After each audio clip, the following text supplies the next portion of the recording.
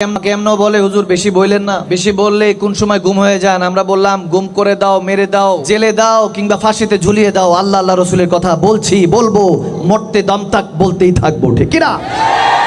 লাকুম দিনুকুম ওয়ালিয়া দিন। ধর্ম যার যার, সম্মান জানিয়েছেন আল্লাহ, আমরা ইজ্জত করি, সম্মান করি, কিন্তু উৎসব সবার নয়। যার যার ধর্ম শেষে পালন করবে। মিলাদুন নবী তাবারক না জায়েজ, কিন্তু দুর্গা পূজার প্রসাদ জায়েজ হয়ে গেল। একজন দুইজনকে একসাথে বলা যাবে না।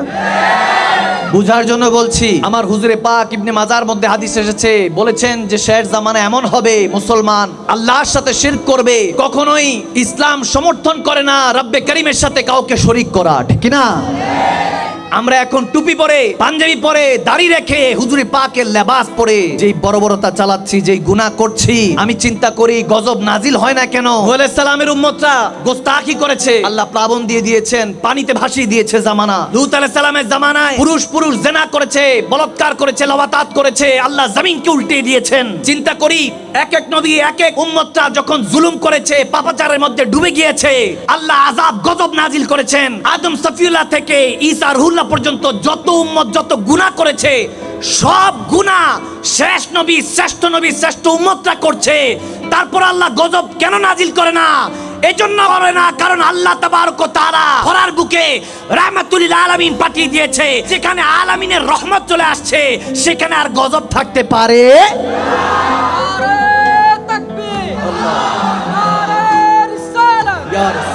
দুঃখের বিষয়। নবীর উম্মত আমরা, জেনার উম্মত হওয়ার জন্য ঈসা রুহুল্লাহ এখন অপেক্ষামান। এই যে ছোট ছোট বাচ্চারা রেডিমেড উম্মত, যে উম্মত হওয়ার জন্য শ্রেষ্ঠ একজন রসুল বসে আছে। আমি শুনতে পেলাম এরকম, লা ইলাহা ইল্লাল্লাহ জিতবে দাড়ি পাল্লা। নাউজুবিল্লাহ, নাউজুবিল্লাহ। বাইত গিয়ে কইেন, আরো জোরে পড়েন। সুম্মা মা'আযাল আস্তাগফিরুল্লাহ, আস্তাগফিরুল্লাহ, আস্তাগফিরুল্লাহুল আযীম। এমন জামানায় পৌঁছে গিয়েছি, কে আমাদেরকে ওই জায়গা থেকে টেনে আবার সঠিক দিশা দিবে আল্লাহ মালুম। যেভাবে কালমার উপরে হামলা হচ্ছে, ইসলামের উপরে হামলা হচ্ছে, দ্বীনের উপরে হামলা হচ্ছে, ভাগ্য তোমাদের ভালো হযরত ওমর ইবনুল খাত্তাব, শেরে খোদা আলী বেঁচে নেই, নয়তোবা তোমরা থাকতা, তোমাদের জিসমের কল্লা থাকতো না, ঠিক না? আমরাই তো সে মুসলমান যারা বদরের প্রান্তরে 313 জন যখন নেমেছিলাম, কাফের 1000 ছিল, 4-5টা তলোয়ার, 7-8টা ঘোড়া, একটা খেজুর খেয়ে আমরা নেমেছিলাম। আর কাফেররা আগের দিন আবু জাহেল তারা উট জবাই করে খাওয়াইয়েছে, তারা 1000 নেমেছে গোশত খেয়ে, আর আমরা একটা খেজুর খেয়ে নেমেছিলাম। 3 দিন পরে বিজয়টা রব্বে করিম আমাদের পক্ষে রেখেছিলেন, ঠিক না? যারা বলেছে এরা কি পারবে, তারা মিশে গিয়েছে, আর আমরা সেই 3-4টা তলোয়ার দিয়ে একটা খেজুর খেয়ে ইতিহাসকে রচনা করেছি, ঠিক না? তো সেই মুসলমান এখন নাই, নাই, নাই। আল্লাহকে দেখে বলেন আছেন কি নাই? আপনারা বলে আছে।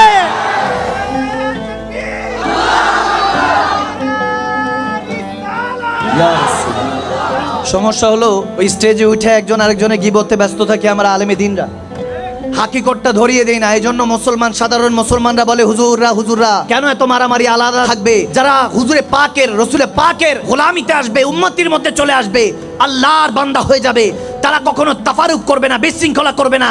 ওয়াতাসিমু বিহাবলিল্লাহি জামিআন ওয়া লা তাফারাকু। মুসলমান যখন এক কাতারে চলে আসবে রসুলের কোয়ার মতো, তখন ইহুদি নাসারাদের ষড়যন্ত্র সব ধূলিসাৎ হয়ে যাবে, ঠিক না? এক কাতারে আসতে হবে মুসলমান, এক কাতারে।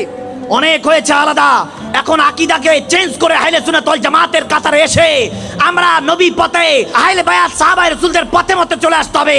যে পথে শাহজালাল ইয়ামানি, শাহপন ইয়ামানি ছিল, আবেদ সালমাদানি ছিলেন, শাহিন শামে রাব্বানি আল্লাহরা ছিলেন, সেই পথে মুসলমানদেরকে এসে মুমিনের কাতারে লিস্টিভুক্ত হতে হবে, ঠিক না?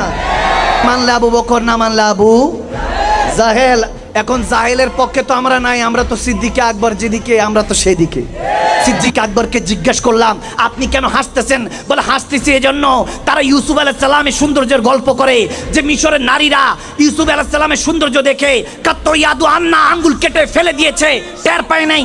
একটা সুই লাগলে কষ্ট হয়, রক্তনালীগুলি আলাদা হলে কষ্ট হয়, কিন্তু ইউসুফ আলাইহিস সালামের সৌন্দর্য দেখে মিশরের সুন্দরী নারীরা যখন কমলা কেটে, আঙ্গুল কেটে পড়ে গেল, টের পেল না। বুঝা গেল ইউসুফ আলাইহিস সালামের সৌন্দর্য দেখে মনে হয়েছে যেটা তো সাধারণ মানুষ নয়।